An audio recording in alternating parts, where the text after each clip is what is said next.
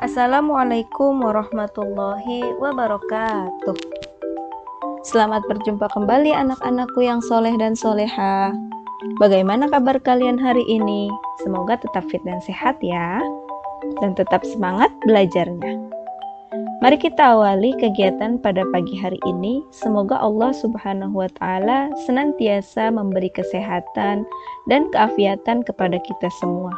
Oh iya, yang belum subscribe, segera subscribe ya, dan bantu channel ini agar lebih berkembang ya. Terima kasih.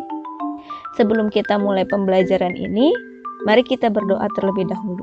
Berdoa dimulai. Bismillahirrahmanirrahim. Rabbi zidni ilman warzuqni fahman. Amin ya rabbal alamin.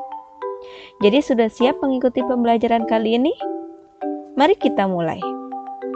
Kali ini kita masih mempelajari tentang bab 3, yaitu semua bersih hidup jadi nyaman. Kemarin kita telah mempelajari tentang pengertian toharoh dan macam-macam toharoh. Hari ini kita akan membahas tentang tata cara toharoh dan hikmah dari toharoh. Sebelum kita memasuki pembahasan, Ibu akan bacakan tujuan pembelajaran yang akan kalian capai. Adapun tujuan pembelajarannya adalah: yang pertama, siswa mampu menerangkan tata cara bersuci dari hadas kecil dan hadas besar. 2. Siswa mampu menunjukkan contoh bersuci dari hadas kecil dan hadas besar. 3. Siswa mampu mempraktikkan bersuci dari hadas kecil dan hadas besar dalam kehidupan sehari-hari. Baik, anak-anak ibu yang soleh dan soleha, mari kita masuk dalam pembahasan. Apakah kalian tahu bagaimana cara bertoharoh? Tata cara toharoh dari najis sudah dijelaskan di materi sebelumnya. Sedangkan tata cara toharoh dari hadas meliputi mandi wajib, wudhu, dan tayamum. Adapun sarana yang dapat digunakan untuk toharoh yakni air, debu, dan batu. Pada umumnya, orang bersuci menggunakan air. Adapun air yang bisa dipakai untuk bersuci adalah air yang suci sekaligus menyucikan.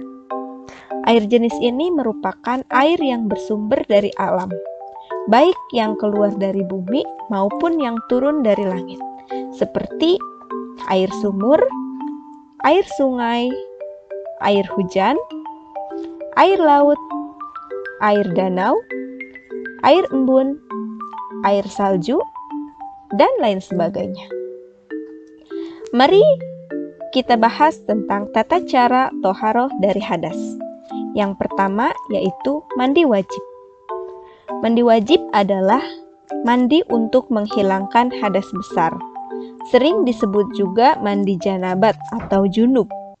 Adapun cara mandi wajib, yang pertama, niat mandi. Niat mandi untuk menghilangkan hadas besar.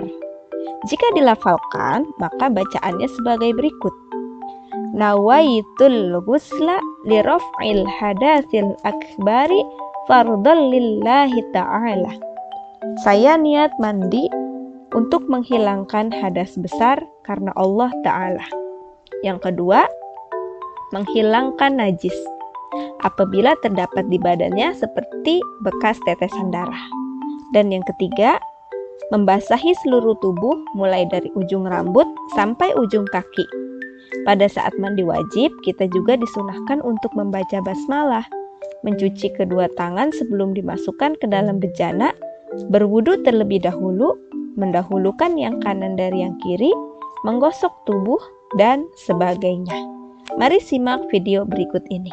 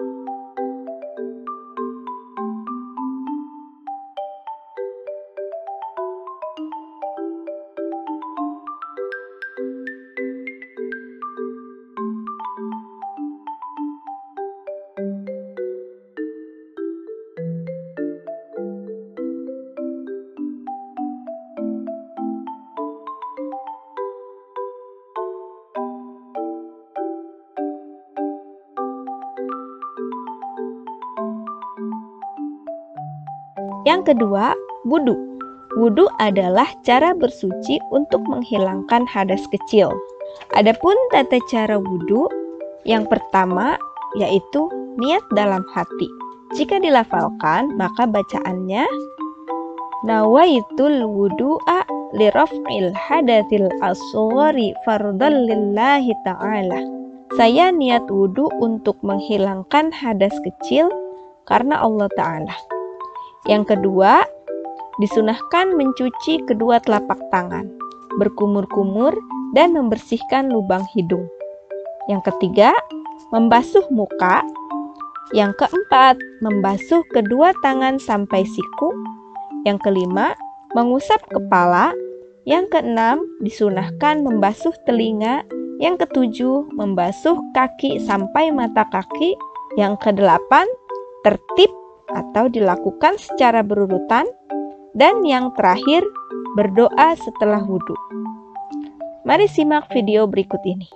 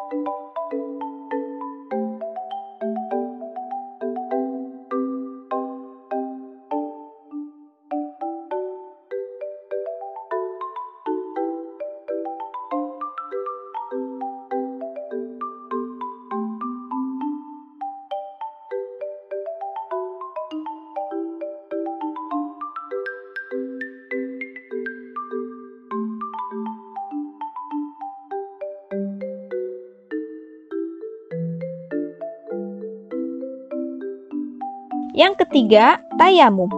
Apa itu tayamum? Tayamum adalah pengganti wudhu atau mandi wajib.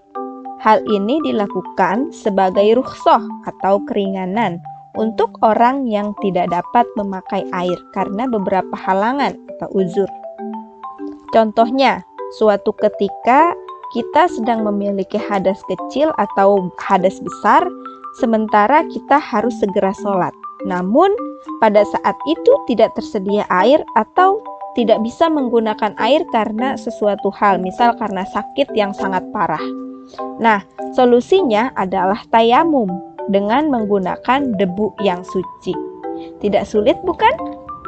Jadi, tayamum dilakukan dengan menggunakan sarana debu yang suci. Debu ini digunakan sebagai pengganti air. Apabila kita berada di dalam pesawat atau kendaraan lain, debu yang digunakan untuk tayamum cukup mengusap debu yang ada di dinding pesawat atau kendaraan. Cara ini boleh dilakukan jika tidak ada air dan telah berusaha mencarinya. Berhalangan menggunakan air, misalnya karena sakit parah. Telah masuk waktu sholat. Bertayamum itu mudah. Caranya, yang pertama, niat untuk dibolehkan mengerjakan sholat. Nawaitu tayammuma listibahatis sholati fardhan lillahi ta'ala.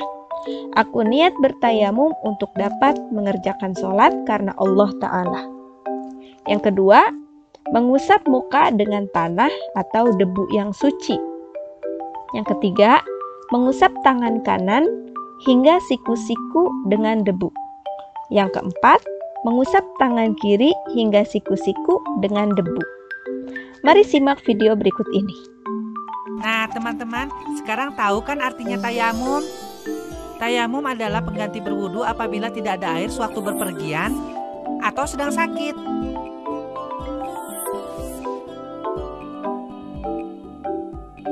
Bersucinya cukup dengan menggunakan debu. Wah, benar. Ternyata ada debunya. Padahal tadi kan sudah dibersihkan ya. Caranya, letakkan tangan pada tempat yang berdebu. Kemudian kita tiup, lalu diusapkan pada muka kita.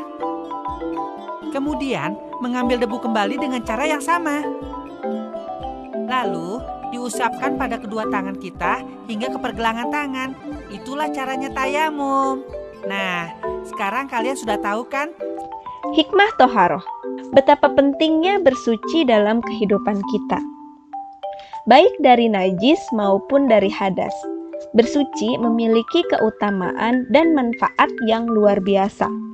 Keutamaan-keutamaan itu antara lain yang pertama, orang yang hidup bersih akan terhindar dari segala macam penyakit karena kebanyakan sumber penyakit berasal dari kuman dan kotoran.